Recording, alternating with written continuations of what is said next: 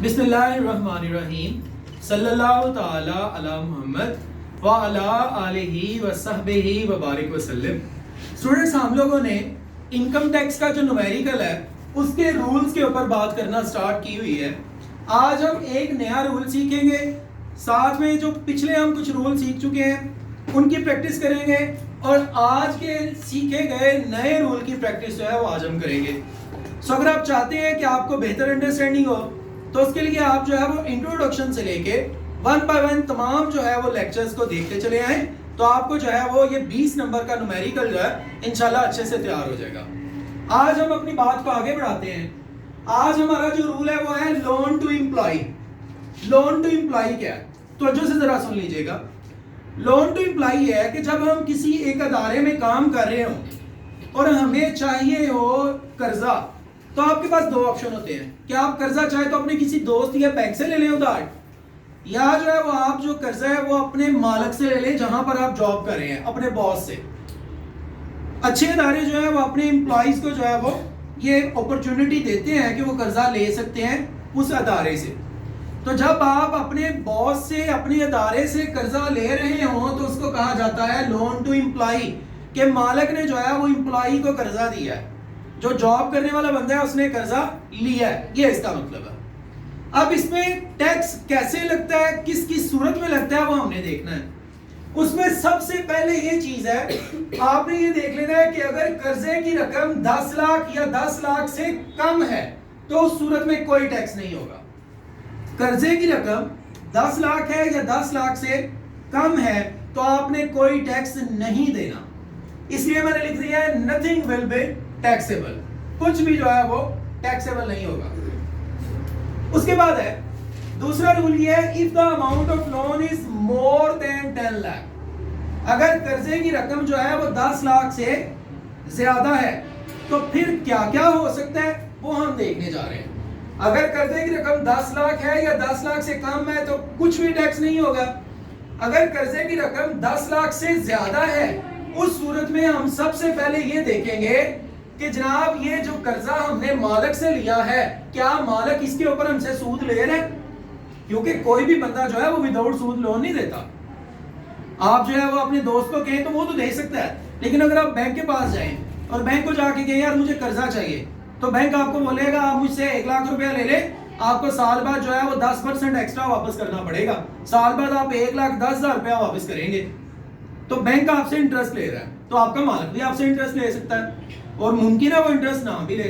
तो सबसे पहले हम यही पढ़ रहे हैं कि अगर आपने कर्जा लिया 10 लाख से ज्यादा और मालिक ने कहा जा भाई मौज कर, मैं तुमसे जो है वो इंटरेस्ट नहीं लेता, इंटरेस्ट फ्री लोन है, बिल्कुल तुम मुझसे वैसे ही कर्जा ले लो, जितने आज ले रहे हो इतने ही मुझे जो है वो साल 2 साल बाद वापस कर देना, 1 रुपया भी एक्स्ट्रा ना देना।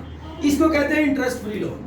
इंटरेस्ट फ्री लोन जो है अगर वो होगा तो हमने क्या करना है, अमाउंट ऑफ लोन लिखनी है और उसको 10% से मल्टीप्लाई करके जो आंसर आएगा उसको टैक्सेबल बना देना। अगर कर्जे की रकम फर्ज कर लें 11 लाख है तो वो 10 लाख से क्योंकि ज्यादा है और मालिक ने आपको कहा था बिल्कुल फ्री मुझसे ले लो, कल को वापस भी करना तो 11 ही वापस करना, 1 रुपया भी एक्स्ट्रा ना देना। उस सूरत में गवर्नमेंट कहती है भाई तुम्हें इंटरेस्ट फ्री लोन मिला है, तुम्हें जो है वो मालिक को 1 रुपया भी सूद नहीं देना पड़ रहा। अगर तुम ये कर्जा लेते बैंक से तो तुम्हें सूद देना पड़ना था, और सूद देना पड़ना था वो तुम्हारा एक्सपेंस होना था। अब वो तुम्हें सूद नहीं देना पड़ रहा, तुम्हारे पैसे बच रहे हैं, तो वो जो पैसे तुम्हारे बच रहे हैं ना सूद ना देने से, उसके ऊपर हमें तुम जो है वो टैक्स दोगे। तो फिर क्या किया जाएगा, लोन की टोटल अमाउंट को लिखा जाएगा और उसका मल्टीप्लाई बाय 10 डिवाइडेड बाय 100 करके टैक्सेबल बनाया जाएगा। ये पहला सीन है। उसके बाद अगर कर्जे की रकम 10 लाख से ज्यादा है तो दूसरा ये ऑप्शन हो सकता है कि मालिक ने आपको कर्जा दिया लेकिन वो कंसेशनल लोन है। सर कंसेशनल लोन क्या होता है भाई, इस वक्त जो मार्केट में रेट चल रहा है ना उसको कहते हैं bench market rate. Bench market rate कहते हैं जो मार्केट में रेट चल रहा है, अगर आप बैंक से कर्जा लेने जाएंगे ना तो वो कम से कम 10% सूद आपसे लेगा। मालिक ने आपको कहा यार मैं आपके लिए काम आसान कर देता हूँ। आसान क्या, तुम अगर बैंक से कर्जा लेते तो तुम्हें जो है ना वहां 10% सूद देना पड़ना था। तुम मेरे अपने देखे वाले बंदे हो, मेरे पास जॉब कर रहे हो, इतने साल से हमारा अच्छा ताल्लुक है, तो तुम मुझे 10% सूद ना दो, बल्कि तुम मुझे सूद दे दो थोड़ा सा कम। वो कम कितना हो सकता है? वो जनाब 7% हो सकता है, वो जनाब 6% हो सकता है, वो जितना भी होगा वो सवाल में आपको बताएगा कि आपने मालिक से कर्जा लिया और वो कितने परसेंट पर लिया, वो सवाल में बताएगा। तो उस सूरत में अगर आपने मालिक से लोन लिया 10 लाख से ज्यादा और कर्जे के ऊपर आप सूद भी दे रहे हैं और सूद 10% नहीं है बल्कि 10% से कम है, उस सूरत में आपने क्या करना है? कर्जे की रकम को लिखना है, उसको मल्टीप्लाई करना है ब्रैकेट 10%, क्योंकि हमारा मार्केट में रेट चलता है और मालिक ने जितना रेट लिया वो लिखना है। तो फर्ज करें जी मालिक ने आपको कहा था तो आप मुझे 7% दे दो, तो इसका मतलब ये हुआ 10 में से 7 माइनस हुआ तो बाकी 3। वो 3% जो है ना उसको आपने मल्टीप्लाई कर देना है कर्जे की अमाउंट के साथ और वो जो जवाब आएगा वो आपने कहा लिख देना है टैक्सेबल कॉलम के अंदर। ये दूसरा पॉइंट था। तीसरा पॉइंट क्या है? अगर मालिक ने आपको कर्जा तो दिया है और वो दिया भी 10 लाख से ज्यादा है, लेकिन मालिक ने आपसे जो रेट ऑफ इंटरेस्ट है वो 10% से ज्यादा ले लिया, उस सूरत में नथिंग विल बी टैक्सेबल। आपने मालिक से कर्जा लिया 11 लाख और मालिक ने आपसे सूद लिया 12%, तो क्योंकि ये 12% 10% से ज्यादा है, तो अगर ये 10% से ज्यादा है तो फिर उस सूरत में कोई भी आप जो है वो टैक्स पे नहीं करेंगे, नथिंग विल बी टैक्सेबल। अब इसकी बेहतर अंडरस्टैंडिंग के लिए मैंने यहाँ पर ये एक रूल लिखा हुआ, तो अब हम मूव करते हैं इधर। आप जब इसको देखेंगे तो आपको इंशाल्लाह इसकी ज्यादा अच्छी अंडरस्टैंडिंग हो जाएगी। तो मूव करते हैं अपने न्यूमेरिकल पे। न्यूमेरिकल जब भी आपने करने हैं तो ऊपर उसने आपको सारा डाटा बताया होगा, इस बंदे का नाम क्या है, टैक्स ईयर कौन सा है, टैक्स ईयर एंडेड क्या है, ये रेजिडेंट है, ये कौन है, वो सारी बातें बताएगा। तो आपने प्रॉपर जो है वो क्वेश्चन का फॉर्मेट बनाना है, name, tax year ended, residential status, computation of taxable income and tax payable. ये सारी बातें जब आप लिख चुके होंगे उसके बाद आपने सवाल शुरू कर देना है। और सवाल जब आप शुरू करेंगे तो सबसे पहले हमने लिखना होता है income from salary. Income from salary ये हमारी सबसे पहली जो है वो हेडिंग होती है। इनकम फ्रॉम सैलरी सेक्शन 12, ये जनाब हमारे पास जो है वो लिखा होना जरूरी है। Section 12 income from salary. और हमने पढ़ा है कि जब भी इनकम फ्रॉम सैलरी से हमने बात शुरू करनी है तो सबसे पहले जिस चीज को लिखना है वो कौन सी चीज है? Basic salary. Basic salary, basic salary जो है वो हमेशा आपकी फुली टैक्सेबल होती है, जो कि कितनी है? 5 लाख फुली टैक्सेबल, वो कॉलम फुली टैक्सेबल का। फिर कन्वेंस अलाउंस, हमने अलाउंस के मुतालिक पढ़ा है कोई भी अलाउंस हो वो हमेशा टैक्सेबल होता है, तो हमने यहां लिखना है कन्वेंस अलाउंस। कन्वेंस अलाउंस ये भी आपका फुली टैक्सेबल है और वो कितना है जनाब? 10,000 रुपया। उसके बाद जनाब आ गया हमारे पास है मेडिकल अलाउंस। और मेडिकल अलाउंस के मुतालिक जो है वो हमने ये पढ़ा था कि जनाब 10% ऑफ बेसिक सैलरी एग्जेम्प्ट होता। अब उसकी जरा वर्किंग यहाँ दोबारा देख लीजिएगा और रूल को रिकॉल कर लें अपने दिमाग में। जनाब हमने यहाँ लिखना है मेडिकल अलाउंस, स्पेलिंग कॉमन लिखा करें जब भी आप लिखें। मेडिकल अलाउंस जनाब हमारा कितना है भाई? मेडिकल अलाउंस है हमारा 60,000, यहाँ हमने लिखा 60,000। और मेडिकल अलाउंस का कितने परसेंट जो है वो हमने एग्जेम्प्ट करना है? 10%। तो यहाँ से हम लेस कर देंगे, लेस 10% ऑफ बेसिक सैलरी।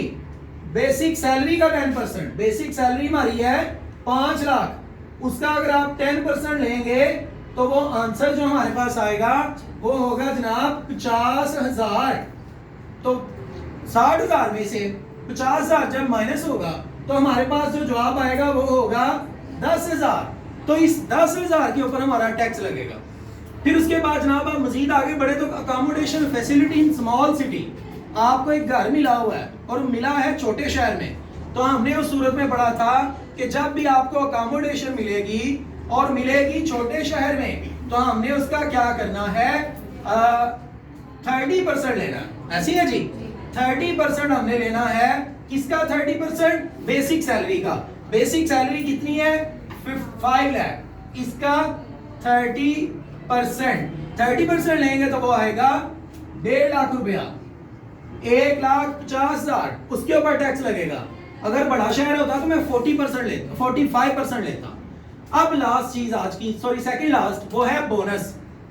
भाई बोनस जो है ये तो फुली टैक्सेबल होता है और वो हमारे पास है 5000, ये फुली टैक्सेबल। अब आज का जो रूल हमने पढ़ा लोन टू एम्प्लॉय, यहां पर उसने लिखा है लोन टू एम्प्लॉय, या यहां ये भी हो सकता है लोन टेकन फ्रॉम एम्प्लॉय, मालिक से कर्जा लिया। मालिक से कितना कर्जा लिया है? 10,50,000 और लिया किस रेट पे? 7% के हिसाब से। हमने सबसे पहले ये देखना है कि ये कर्जा 10 लाख रुपए या 10 लाख रुपए तो नहीं है, उससे ज्यादा ही है। जी बिल्कुल ज्यादा। अगर ज्यादा है तो इन 3 कंडीशन में से कोई एक कंडीशन अप्लाई होगी। हमने दूसरी कंडीशन ये देखी, ये इंटरेस्ट फ्री लोन तो नहीं। इंटरेस्ट फ्री लोन वो होता है जो बिल्कुल ही फ्री हो, कि आपको सिर्फ कर्जे की रकम वापस करनी है, उसके ऊपर सूद वगैरह नहीं है। तो हमने देखा तो यहाँ तो 7% लिखा हुआ है, जबकि बेंच मार्केट रेट हमने पढ़ा था कि बेंच मार्केट रेट जो है वो 10% है। मार्केट से कर्जा लेते हो तो 10% आपने सूद देना था। अब आप कर्जा ले रहे हैं मालिक से और मालिक आपको कह रहे हैं 9.5 गते ऐश करेगा, मैं सिर्फ तुमसे 7% ले रहा हूं। तो जनाब जब 7% है तो अब देखिएगा हम क्या करेंगे, लोन फ्रॉम एम्प्लॉयर। हमने तो मालिक से कर्जा लिया हुआ है, मालिक से कितना कर्जा लिया? 10,50,000। और क्योंकि मालिक ने सिर्फ 7% हमसे सूद लेना है, मार्केट में सूद कितना चल रहा है? 10%। मालिक आपसे कितने परसेंट कम ले रहा है? 3%। तो अब जनाब हमने यहाँ पर मल्टीप्लाई बाय 3 और डिवाइडेड बाय 100 करना है। मुझे कैलकुलेशन करके बताइएगा क्या जवाब आया। पुत्र इतनी नजर नहीं तेज, एक बच्चा बोल दे। 31500 31,500 रुपए के ऊपर जो है वो टैक्स लगेगा। बात समझ आई जी? अब जनाब अली हमने इसका करना है टोटल, तो ये है आपकी टैक्सेबल इनकम। ये आपके पास जवाब आएगा, वो जो भी जवाब आया आप लिख लीजिएगा। ये वाला रूल जो है मैं दोबारा रिपीट करना चाहूंगा। हमने कर्जा लिया मालिक से 10,50,000, क्योंकि कर्जे की रकम 10 लाख से ज्यादा है। जी बिल्कुल ज्यादा है। फिर हमने इसकी रकम यहाँ लिखी। फिर हमने ये देखना है कि मालिक हमसे सूद कितना ले रहा है। अगर मालिक सूद लेता 0%, सूद लेते ही ना, फिर हमने यहाँ मल्टीप्लाई बाय 10 डिवाइडेड बाय 100 करके जवाब अंदर लिखना था। मालिक ने हमसे सूद लिया 10% से कम। कितना कम लिया? वो लिया 3% कम। यहाँ पर देख लेना, मालिक ने हमसे 7% लिया, 10% टोटल था, लेकिन 10 में से 7% मालिक ने लिया, तो कितना कम लिया है? 3%। वो 3% को हमने यहाँ मल्टीप्लाई करके जवाब अंदर लिखना है। और अगर सर यहाँ होता 12%, तो फिर हमने कुछ भी नहीं था करना, छोड़ देना था इसको, ये एग्जाम्प्ट होना था। ठीक हो गया जी? तो ये जनाब अली हमारे पास जो है वो रूल है। आप जो है वो फर्दर इस न्यूमेरिकल को सीखने के लिए आफ्ताब अत्तारी ऑफिशियल के साथ जुड़े रहें। Thank you so much.